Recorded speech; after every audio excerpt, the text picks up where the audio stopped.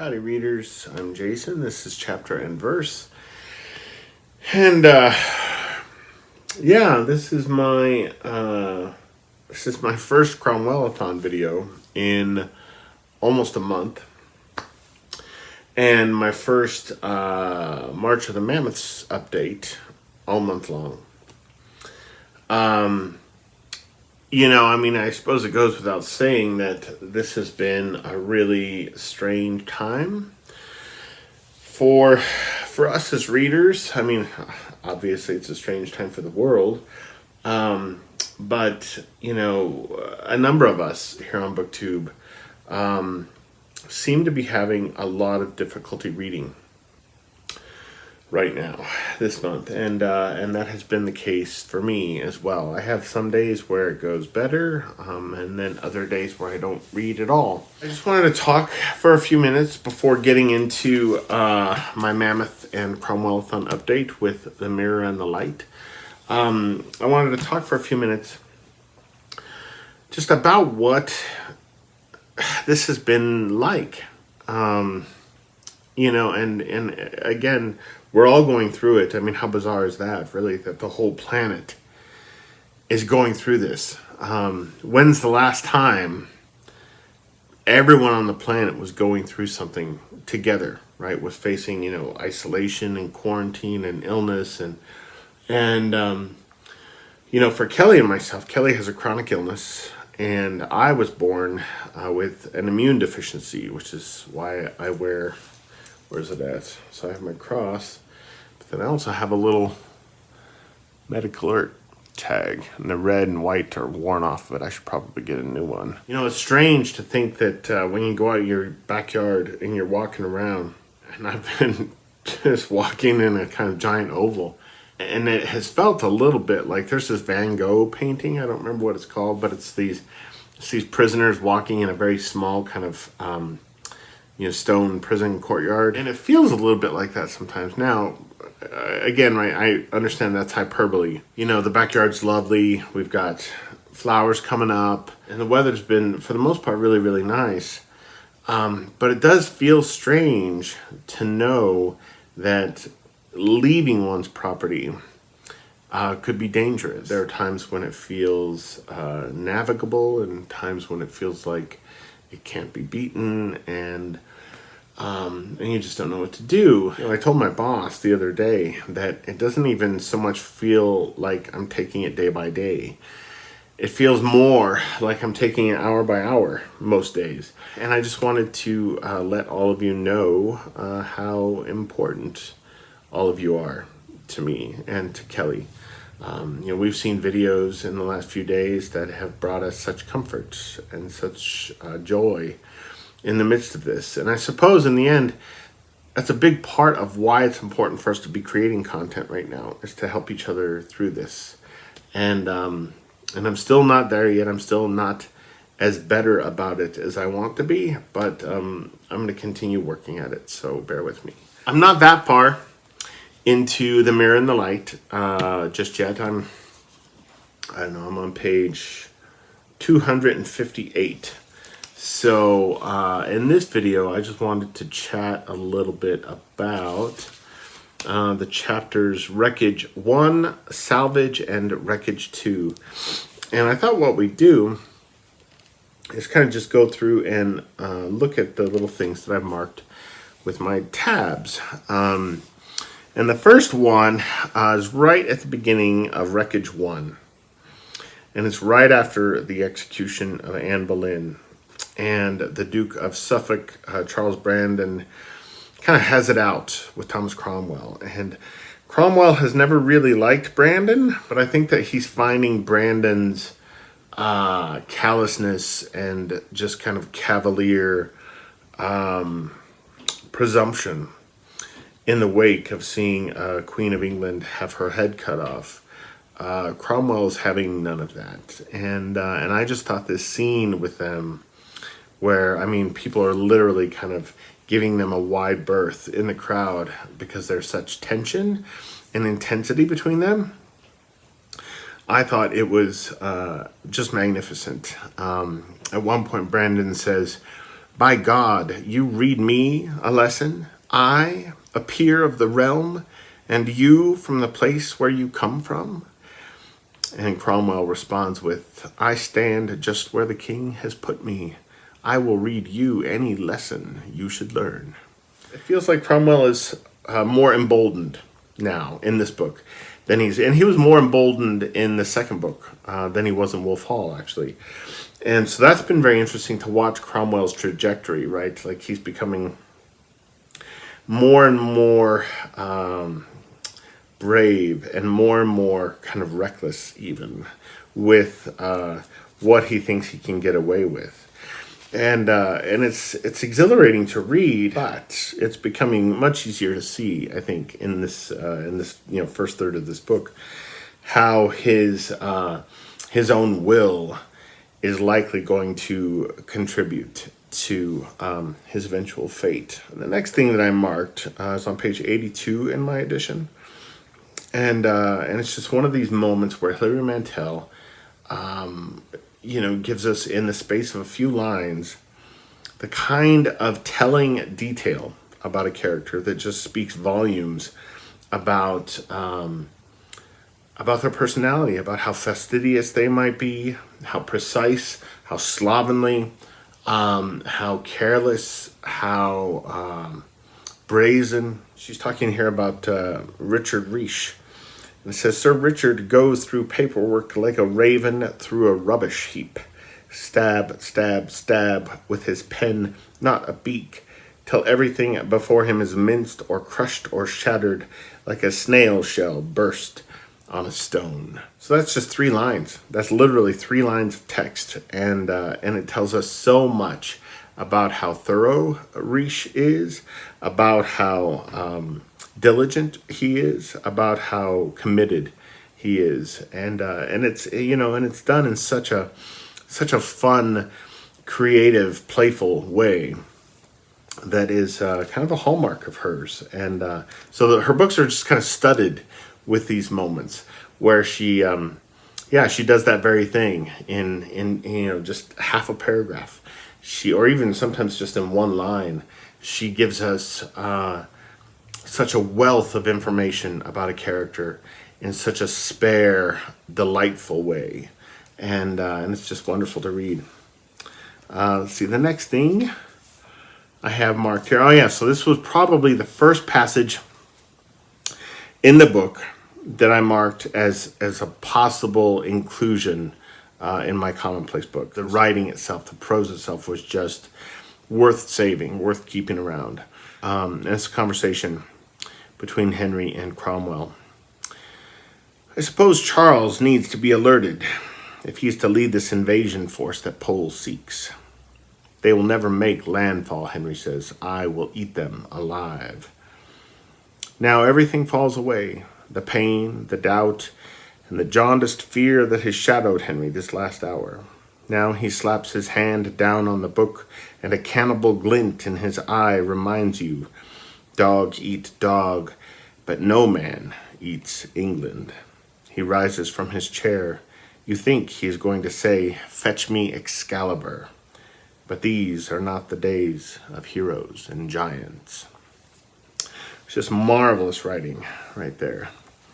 And then the next thing, and I have a hunch this is going to come back around in the book. That's why I marked this, because it felt really, really important. So on page 126, Cromwell and Chapuis are up in a kind of tower at dusk having a conversation. And at one point, Cromwell thinks that he hears footsteps on the stair leading up to where they are.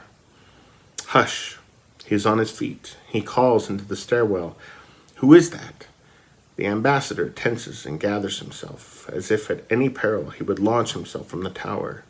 The window is unglazed. The fading light softens the brickwork to a faint flushed rose. No answer. Prior Bolton did not build his garden walls high or secure his fences. An ill-wisher can bend wattle or willow. Through a fence of pliant hazel a felon insinuate. He touches his heart and feels the knife nestled between silk and linen. So we're left to believe that Cromwell was imagining things, or that he was hearing things. But when they're done talking and they descend to the bottom of the tower, Kristoff is down there, which Cromwell knew. But then Wriothesley, right? Call Me Wriothesley is down there as well. And there has been, up to this point in the book, some tension between Wriothesley and the rest of Cromwell's household that's making me suspect that what have seemed like loyalties throughout the last two books might not be as strong as we thought. And so I find myself wondering what role Wriothesley is going to play in the rest of the book, because I think that Cromwell had actually heard footsteps, and I think that Wriothesley was, maybe with Kristoff's help, was spying on Cromwell. For whom, if that's indeed what was happening, maybe it's Gardner, I don't know, but and I could be wrong, I could completely be wrong, I acknowledge that. But if you've already finished the book and you know where this is going, please don't say anything in the comments below. But I thought that was really important to kind of keep my eye on. So we'll see how that plays into the rest of the novel, if at all. And then on page 159, there was just this moment where Hilary Mantel just gives us one or two sentences that I felt like were so wise and so perceptive. It just says, that's the point of a promise, he thinks. It wouldn't have any value if you could see what it would cost you when you made it. And it's the kind of thing that you read 3-4 times, right? You read that sentence 3 or 4 times because it's really, really profound. And its meaning feels also just a little bit mysterious and a little bit elusive, which is nice. And then on 192, I thought this passage was kind of just eerie and unsettling, how familiar it felt. The king had talked of a ceremony at midsummer, but now there are rumors of plague and sweating sickness. It is not wise to allow crowds in the street or pack bodies into indoor spaces. The Seymours, of course, urged the king to take the risk. That felt very much like a COVID-19 premonition, which of course it wasn't, but. And then the last couple of things I wanted to just chat about. On 244, we have what I think is probably the best passage of writing in the book thus far, in my opinion. It goes like this. This time he knows it. Wyatt, none other. Right? So Cromwell has come into possession of a poem and has figured out from the lines themselves that it's a poem by Wyatt. It is not strange if once again he laments those lost, call it 2.5 months, late May to Lammas tide. The dead are no longer fresh, but copper-green flesh is still adherent to their bones.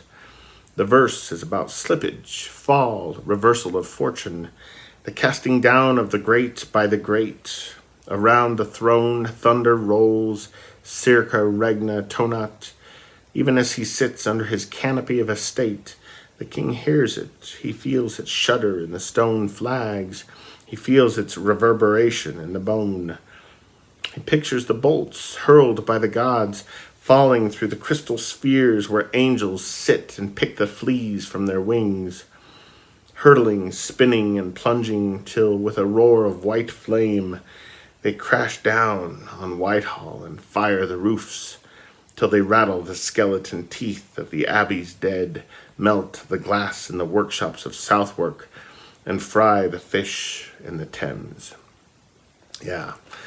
I love it when Mantel does that. I love it when she does that. When she is just writing along, and I mean, God knows how much editing went into that, how much revision went into that. But occasionally in her books, in every one of these 3 books, here and there, there'll be a passage. Sometimes it's a paragraph, sometimes it's 2 pages, where it just feels like the writing catches on fire, and it's just magnificent to read. It feels like a real pleasure, or like a blessing, and to be in a position, right, to own copies of them, to read them, to appreciate them, to discuss them with others. It feels like a gift, and I am not blowing that out of proportion when I say that. And then the very last thing that I wanted to bring up is on that same page, on 244, and it's right there at the bottom. On the day of Anne's death, Gregory saw Wyatt standing at a window. Wyatt looked down at him and made no signal. Did he watch the deer on her last run, her heart laboring, her gait failing? One supposed his eyes were inward, his gaze trained on nothing, where nothing soon would be. He has an image in his mind, and either it is a distant memory or it is inserted there by a verse of Wyatt's hands scratched and bleeding, a tangle of roses in his grasp. And what I found really, really interesting and thought-provoking about that passage was that line, he has an image in his mind, and either it is a distant memory or it is inserted there by a verse. And I think those of us who are readers, who are let's just say people who really appreciate and value art, occasionally there will be a work of art, a work of narrative art, whether it's a film or a novel or what have you, that sears itself so intensely on our mind, on our heart, that years can pass and somebody will say something that will jog a memory, and we're not sure if it actually happened to us or if it happened to a character in something that we read about, because it felt not only so real when we read it or we watched it, when we encountered it, but it lived in us, right? Like it put its seeds down in the soil of us and became part of our own lived experience. Not in any kind of tangential way or vicarious way, but in such a way that it feels like our own experience of the world. That the thing that happened to this character or to that character or what have you, or the observation or the thought, or the moment of clarity, that it didn't happen to a figure in a work of art, but that it happened to us somehow. And I think that that's powerful. And again, mysterious, right? I've used that word a couple of times here in this video. I just think there's something very ghostly about what Mantel does on the page, and how she understands a reader's relationship to a text. It's a privilege to read. So anyway, that is my first update on The Mirror and the Light, and my first Mammoth update of the month here, right near the end of the month. I hope March of the Mammoths and Cromwellathon have been going well for you guys. And I just wanted to take this opportunity to thank, in particular, Shay and Tilly and Roz for their videos, for how kind of gung-ho they've been about this project and involving themselves with it, and putting content out there. They are not the only ones who have made videos for Cromwellathon, but they are the primary three who have. And this project would not have been what it has been without Roz, Tilly, and Jay. So thank you guys for that. And I will talk to everybody again very soon, I hope. Adios.